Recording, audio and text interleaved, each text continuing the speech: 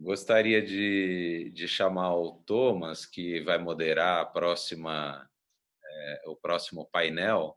Eu conversei um pouco com ele me contou um pouco do que ele fez na questão de transformação da empresa em que ele trabalha numa empresa net zero, né? Não foi do dia para a noite e nem está completo, mas eu acho que ele vai poder moderar o painel e comentar um pouco a questão da experiência dele junto com o Stephan, com o Renan e com a Alessandra, e falar um pouco de tecnologia, de internacionalização, etc. Bem-vindos, agradeço a presença. Obrigado.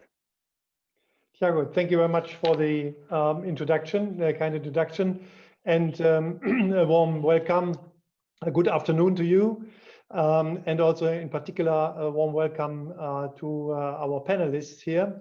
And as Thiago said, I'm responsible at Henkel for the coordination of innovation and sustainability, and one big part is one of our sustainability pillars is becoming climate positive, as we say. So that's even a little bit more climate neutral, climate positive by the year 2040, and that is along the entire value chain. So it's not only covering our own production, but also other parts like raw materials, products in use, logistics, and so on. So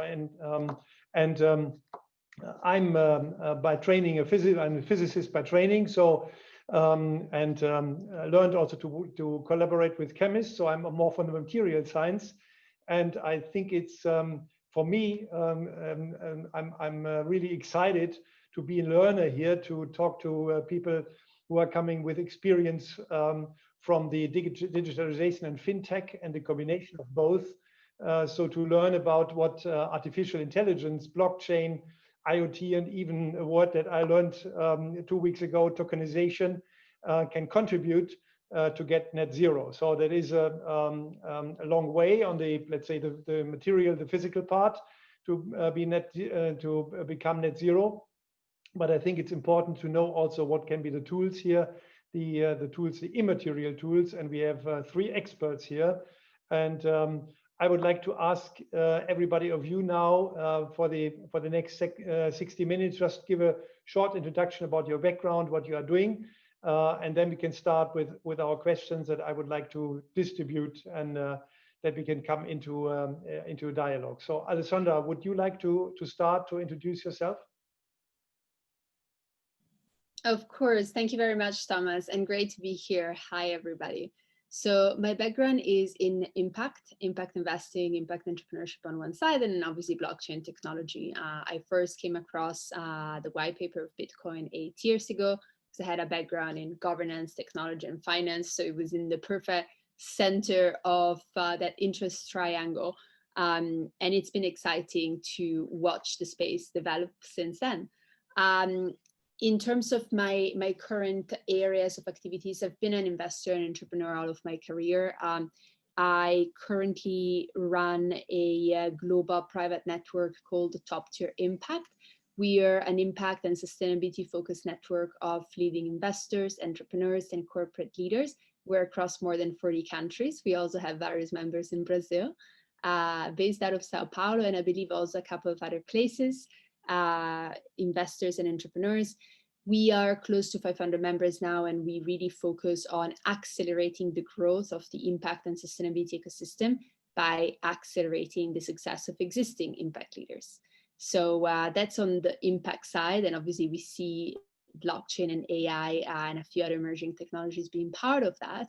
And then on the blockchain focused side of things, I'm about to publish this winter in a couple of months, like the first book of really kind of interviews with leading global figures, like on the blockchain technology, crypto and tokenization side of things, to focus on talking about like why these technologies are, in a very concrete way, a new paradigm for how we do business, for how governments can show up, and so on. And the book is itself like based on blockchain technology, and everything around it is so But I will be talking about what my experience has been in this sector, like over the past years, and why I think at this point in time it's very important to educate professionals and entrepreneurs in other sectors on how to leverage this technology in their own areas. Thank you very much, Alessandra. Moving on to Renan. So I connect you with 1%, but I think you want to go to 100%. Can you explain a little bit? Claro. Boa tarde a todos. Eu trabalho no mercado financeiro há mais ou menos 15 anos e conheci também blockchain através do Bitcoin há 4 anos atrás. Nós começamos uma iniciativa trabalhando no processo de tokenização de ativos e smart contracts em Ethereum e outras blockchains. Mais recentemente, a gente tem unido a tecnologia com uma proposta muito interessante que é GreenTech. Nós fizemos aqui no Brasil a tokenização de créditos de carbono para MOS e já está funcionando, eles já estão operando, vendem já ativos em blockchain para o mercado local. E a gente espera que isso atinja o mercado global num espaço curto de tempo e também tem um valor local muito grande, um valor transferido para áreas da Amazônia de preservação muito interessante. Então, basicamente, o que nós temos feito na startup é unir blockchain com essa proposta de GreenTech. Thank you very much. Stephan, you are the third one here on the panel, and you are managing your own venture capital fund. That sounds very interesting, and I'm pretty sure your major investment or your entire investment goes into green tech. Well, thank you so much for the opportunity to be here. My name is Stephan Morais. I'm based in Lisbon, Portugal. And we're very interested in this area, and I'll tell you why. Indeed, I'm a venture capitalist in the classical sense of the word. So we are an early stage venture capital management company that manages a couple of funds. Basically, we invest between 100,000 euros and 5 million euros per company. To give you a sense, we have seen 1,700 potential deals or investments in the last 2 years, and we invested in 17. So we're a little bit picky. In less than 1% of the companies that we see, we end up investing. And these are companies that share a few characteristics. Number one, they must be solving a problem in a unique way, 10 times better than anything else out there in the world. Number two, they must address a huge market, because venture capital funds need to pick the winners, the ones that will be global challengers and global category winners. Number three, we need a team that is obviously very competent, very smart, very hardworking, and very ambitious, and that can also work in partnership with us because we're very hands-on investors. And last but not least, we are very much focused on impact and on sustainability. Our fund or our management company has been adhering to PRI from day one. And we believe that this is a trend that is unstoppable. In fact, the vast majority of venture capital funds have not yet felt the pressure to adhere to sustainability and reporting guidelines, but this pressure will come, and this is good for everyone, because if you add that criteria to the investment making decisions and also to the reporting, it makes not only a better planet but potentially better returns. And we have already invested in specific companies, for example, like BitClick, that use blockchain technology to improve sustainable fishing and sustainable marine life. And so we are very keen on expanding our options and our investments in this area.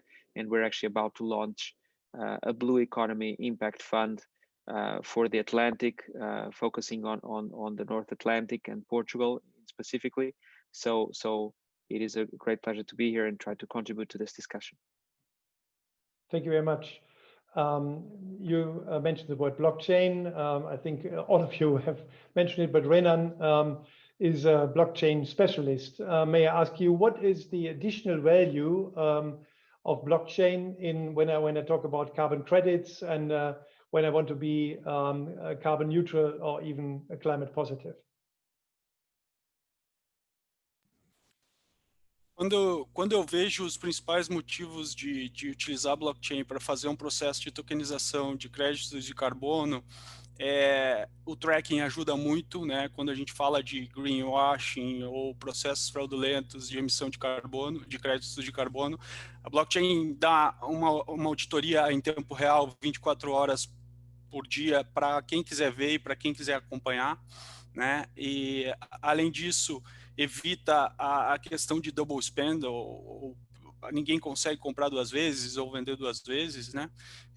Nesse sentido, a gente também tem a perspectiva de atingir um mercado global, de mercado voluntário de carbono, ajudando muito e incentivando projetos na Amazônia, né, de preservação, e seja ele qual for o projeto que estiver gerando crédito de carbono, tem uma perspectiva muito maior do que apenas o mercado local e brasileiro, utilizando um protocolo de interoperabilidade em blockchain. Esses são os aspectos que eu vejo que trariam esses benefícios, né? Okay, thank you. Alessandra, where do you think these new kind of technologies can bring the biggest impact when for example, looking at preservation of area or reforestation, emission control, emission reduction, or even circular economy? Where do you think is the biggest impact? So I think it's important for us to step back for a second and think about what's the context behind all of this, because this technology has been through a few cycles. Earlier in my career, I moved from working in private equity at Blackstone to working in a venture capital fund in 2014 and 15. That was the only fund in Europe doing Bitcoin-based investments at the time. So we led the Series A of blockchain.com before blockchain.com became much of a big wallet, Blockstream and various others. And I remember that it was a very different ecosystem at the time. This was just before Ethereum actually launched. Now, as I look at what's been happening since, and where we're at today, if we remind ourselves like how these kind of like the core of the blockchain tech proposition touches upon where we're at now, and this will get us to the applications, you see nature works as an ecosystem of checks and balances. It's actually been proven that in the history of human evolution, we evolve as ecosystems in balance. We don't evolve as a single species, right? And so when you think about what we've been doing as humans, we've managed to enhance ourselves through technology and through weapons and go beyond local ecosystem and really actually be global, right? Now, as we've been doing this, we've gotten out of balance from these checks and balances, right, that otherwise naturally happen in natural ecosystems. And so at this point in time, we still don't have a way as a species, even though we have evolved to this point, we don't have a way to fully track those checks and balances. And this results in what? Things like negative externalities, right? Like for people in the audience who are not familiar with that, this simply means that there are things that happen in processes, business processes, like such as companies like growing and selling and buying like services and materials that don't get accounted for. And so, for instance, like, that causes like negative environmental impacts. And so this technology allows us to bring full trackability and transparency, right? And I think that everybody here has heard about that before. But I want to kind of zoom into one of the cases, the applications that I think will soon start happening, and the bar between, because, I think that a lot of people will have also been thinking, well, I've been hearing about like the theory and how this can work, and I want to see more concrete examples. And I really believe that at this point, we just need the education to go a level deeper so that people can actually take these use cases concretely, right? I also believe that there's a lot of stuff that doesn't get talked about because it happens on the enterprise blockchain side of things, and the enterprise blockchain side of things doesn't need the same press that new crypto projects want, but there is a lot that has been happening there. Now, to get back about use cases, right? Imagine having, these alignment of customers and companies, right? These alignment of interests, suddenly being possible in the market, right? Now, obviously through blockchain technology. But what happens there? You can't go to an incumbent offering that, because to an incumbent, this means less profit, right? As value gets redistributed. So what you need to do is go to new entrants who are all about getting that value, getting more value delivered to customers, right? And offer these kind of applications. And so I think that there are a lot of these type of value realignment, right? Incentive realignment applications that will be extremely powerful. They can be contextualized in the context of our current economy, right? That's why I was giving you this example and talking about new entrants versus incumbents. There is no need for this to happen just through goodwill, right? But, to step back, I think incentive realignment across industries, along with, and I'm sure we'll touch more upon it, but tokenization that is driven by certain end scopes are extremely interesting. Thank you very much, Alessandra. For me, it's fascinating that these kind of technologies are mainly driven forward by smaller companies, or even to say startups. So, Stephan, you said you invest also in bigger companies. You mentioned a 5 billion, 5 million, or 5 billion, even investments. But I think you are very close also with startups. Why do you think are startups here more fresh with their thoughts, and why, if this is a big business, this is not taken over by, let's say, bigger financial companies that are already existing for a longer time? Well, clearly, startups have a track record of innovating deeply and not incrementally. We all know that, the big companies in the world have startups. They started with venture capital behind them, and they didn't really spun out of other big corporates. We all know that the incentives for big corporates are to sort of maintain their status and maintain their positioning, and not really to disrupt too much. And so I think, what Alessandra just said is really, really important. And I would like to sort of maybe go a little bit deeper on a concrete example, because this is already happening.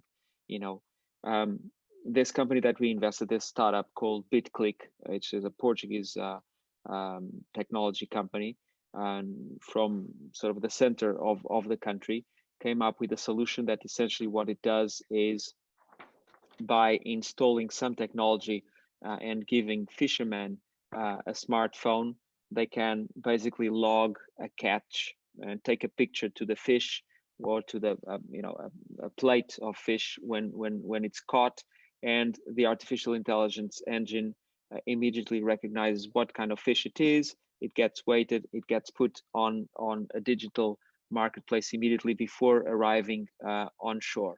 But what it also does is that the moment you take that picture, basically that specific specimen is recorded as having been caught in that boat in that specific location in the ocean, and that is encrypted obviously into blockchain.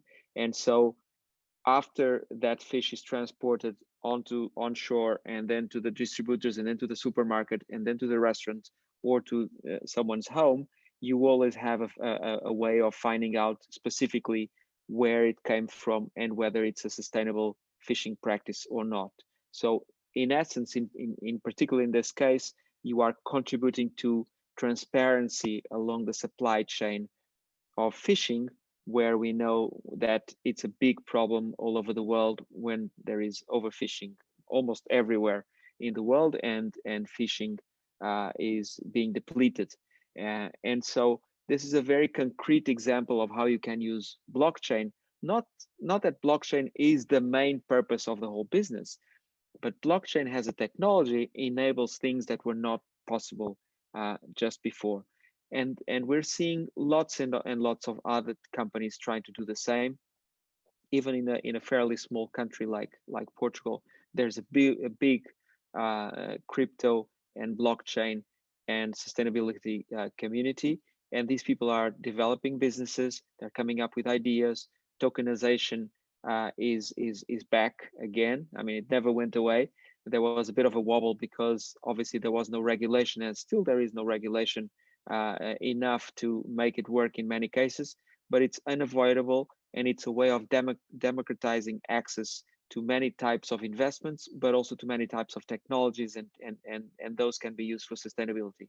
And so it's very natural that startups will be the first to use these technologies to change the world into a better place, a more sustainable place. Mm-hmm. Thank you very much, Stephan.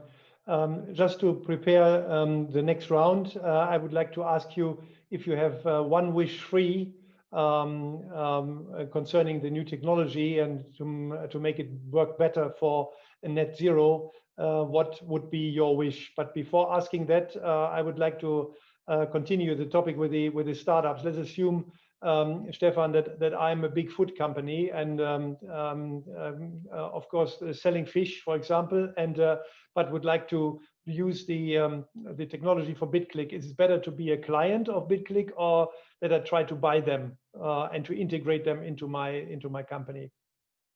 That's a very interesting question, and there is no clear answer. It depends, because in general, I would say that if companies have the potential to be really transformative at a global scale, it is probably nobody's interest except their competitors for them to be acquired too soon.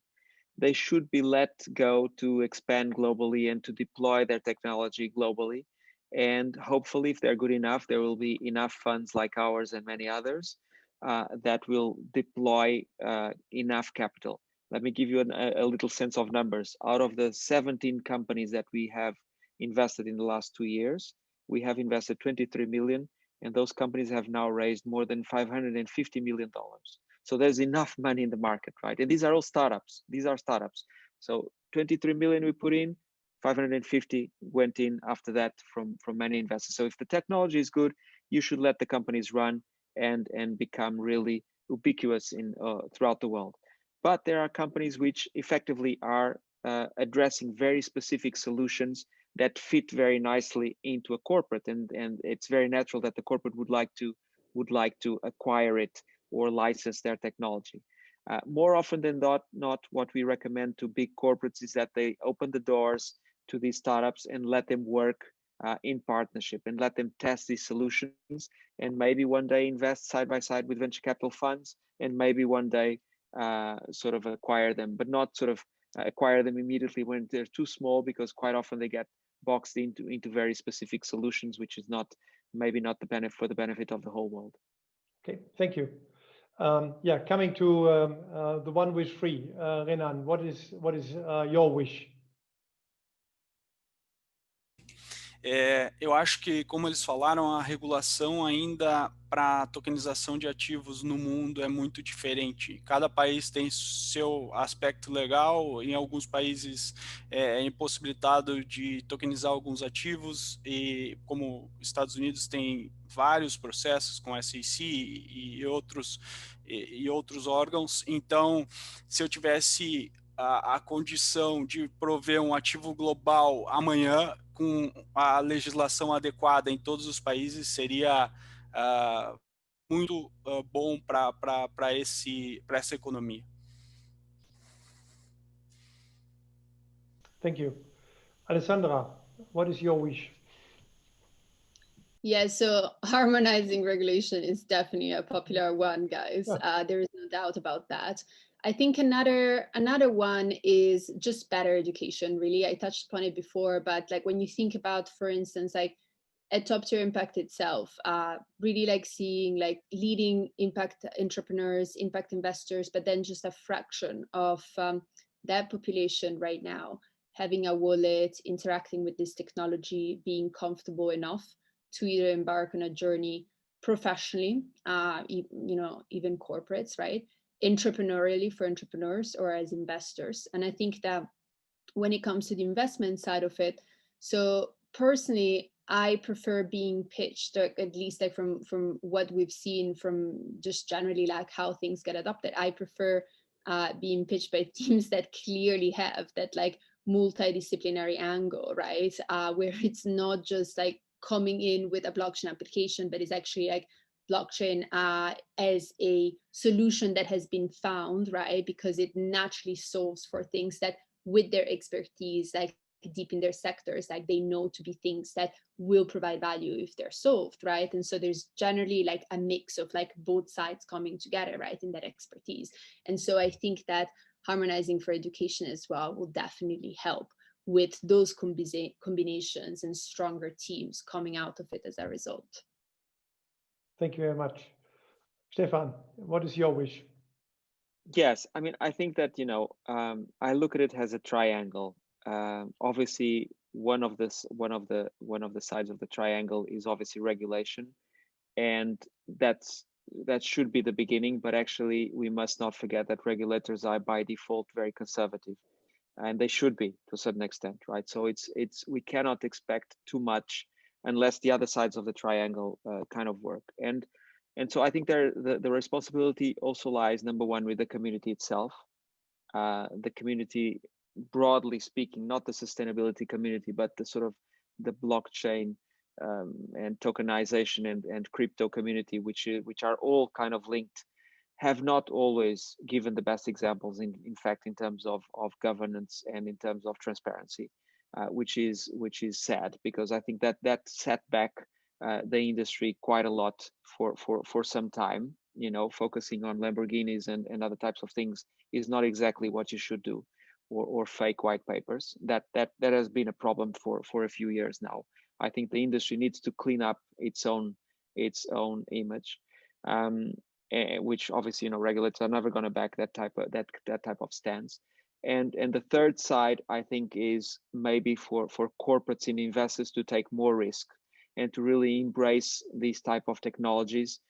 Maybe not on the financial part of it, which okay if you have no regulation, but embrace the sort of the practical side of it. Be less conservative than the regulators would be in trying out things. But I think, as Alessandra says, you need education as well. So I think a lot of the corporate sort of top people do not really understand what the potential for disruption and how they could use it for their benefit. And I would include there also some of many of the funds and institutional investors. And so I think there's three parts of the responsibility. The regulators, yes, of course, just having regulation, even if it's not harmonized, just regulation would be very helpful. But for that, the industry and the industry participants must be very clear and very transparent and do the right thing.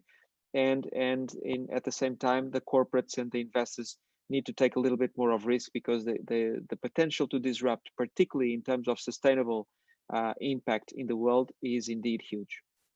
Mm-hmm. Maybe we have the chance for one last round, because we are a little bit over time already. But let's assume I'm 40 years younger and starting my university study. What kind of skills would you need, you three of you need, to have me as a great talent in your business? Renan, would you like to start? Thomas, a blockchain começa de uma maneira muito diferente de outras tecnologias pela força da comunidade, né? E hoje ainda a gente tem muito pouca educação formal. Em alguns lugares já estão surgindo cursos de MBA para essas novas tecnologias, mas eu acho que o que move são características não adquiridas, né? Curiosidade e a vontade de modificar o status daquilo que a gente está vivendo e das sociedade que a gente trabalha e da forma que a gente trabalha e como as empresas se organizam. Acho que esses fatores são bem mais relevantes para dentro de uma startup do que qualquer educação formal. Eu diria porque a busca pelo conhecimento não acontece de forma caótica, desordenada, por fóruns e acaba sendo muito do nosso interesse em buscar essas informações, né? E esse conhecimento. You would say it's more about attitude and what we call leadership skills. That is more important than knowing the last technology. Okay, good. Alessandra, how would you like to start my education? So I look for multidisciplinary backgrounds, which are typically driven by curiosity, and I also look for an early track record of being interested in it. Like I feel just like I started really early on with entrepreneurship as a kid, I feel that I've often seen like backgrounds like starting early on, and this could be just like on the coding side of things. But I can give you an example, like one of my friends, Stani, he runs Aave, which is a very large decentralized finance company, so to say. But, you know, he has a background that includes having studied law, right? But he's also a developer. He's been like for a very long time. And so I think these intersections, right, these natural polymathic intersections of backgrounds are what I typically like to see. Thank you. Stephan, you have the last chance to shape the talents for the future. Yes, well, if you were 40 years younger, you would be looking at the world in a very different way, because we work with a lot of very young people, and sometimes even myself, I start feeling a little bit old. And you know, I think that in the end, the characteristics you want today are not too different from the ones you needed decades or even centuries ago. You need people that are hardworking, that are dedicated, that are you know, transparent and loyal, and that are resilient, creative for sure, but resilient. I think that one of the characteristics that sometimes we miss most in many entrepreneurs is the ability to stay their course, and to not wobble, and to not be a bit flaky. And I think also we need to combat this sense of entitlement that many people have nowadays in the world. You know, life is hard. Things take time. Everything takes time. You discover that as you age. You know, it's not a sprint. It's a marathon. And I think, you know, the wiser you are when you're young, the further you'll go. And for that, you need to be patient and to work very hard and think out of the box. Thank you very much. Thinking out of the box is the right word, even to make us also curious for the future. There is a lot of things to do. So it was exciting for me, even inspiring to learn about what you are doing to bring the world a little bit more to net zero. Thank you very much to three of you. I liked it very much, and I would like to hand over to Thiago. Thank you. Thank you.